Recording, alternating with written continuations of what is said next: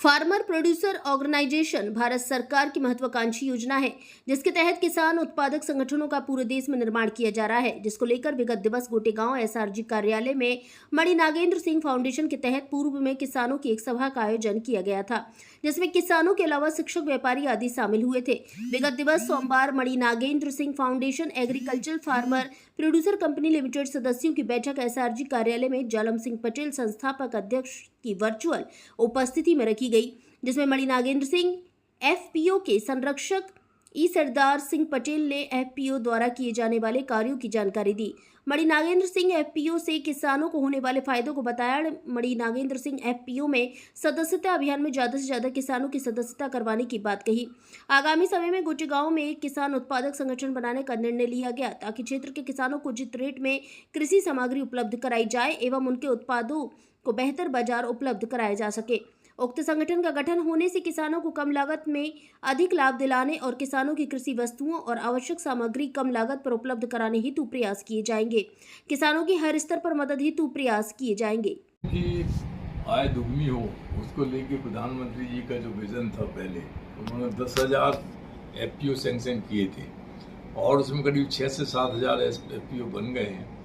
और उसमें ये देखा गया है कि किसान किसानी तो करता है, बट आगे जब उसकी प्रोड्यूस को बेचने की बात आती है तो उसको ये पता नहीं होता कि मार्केट कहाँ है, और वहीं वो उसको बहुत सारा लॉस तो वहीं हो जाता है कि जब उसके पास रखा हुआ है प्रोडक्ट और वो बिक नहीं रहा है या उसको सही मार्केट नहीं पता है तो सही दाम भी नहीं मिलते हैं।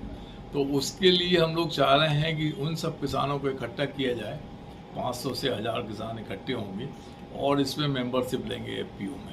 तो एफपीओ मेंबरशिप लेने के बाद में उनके पास, अभी अकेले वो काम करते थे, अब 1000 आदमी जब मिलके किसी बात को सोचेंगे तो वो मार्केट भी मिल जाएगा और जिस तरीके से उनको रेट चाहिए हैं वो रेट भी मिलेंगे।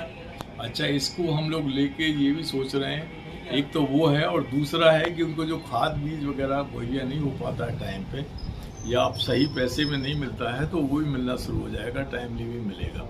तीसरी बात यह है कि आजकल फसल तो बहुत बढ़ गई है, मतलब जो आपको चाहिए सप्लाई डिमांड का गैप बहुत ज़्यादा हो गया है। मतलब डिमांड कम है, सप्लाई बहुत ज़्यादा हो गई, तो सरप्लस हो गया है।